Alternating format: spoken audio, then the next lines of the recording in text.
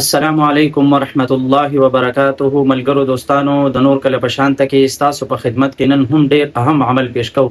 عمل داسې دی، بعضې ملګرو په سترګه کې تکلیف یا سترګه زخمی ده یا اچانک پکې څه مسله جوړه کړلی شول او د هغې د وجې نه د ده سترګه کې تکلیف دی.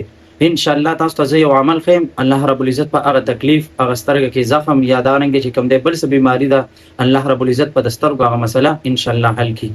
عمل داسې دی، یا سحر مونځ پسې او د ماښام مونځ پسې دا الله رب العزت په نومونو کې یا الله یا نور یا الله یا نور 101 مرتبه دا وای او دانګې چې کم دی په دې ګوتو شف کوي او په دې سترګې راښکاږي. بیا ماښام وای 101 مرتبه او دانګې چې کم دی په دې دوانو سترګې راښکاږي. دا عمل تاسو لګاتار 15 ورځې 20 ورځې 11 ورځې وکړئ چې دارنګې چې کم دی تاسو ته الله رب العزت صحت درکړي. بعضې مخکې انسان په 15 ورځو کې دننه ښه شو، نو تاسو کم از کم دا وظیفه 20 ورځې وکړئ یا 20 ورځې کې ښه شولې 11 ورځې وکړئ چې مستقل د جړلې نه دا مسله ختمه شي. جزاک الله. السلام علیکم ورحمت الله.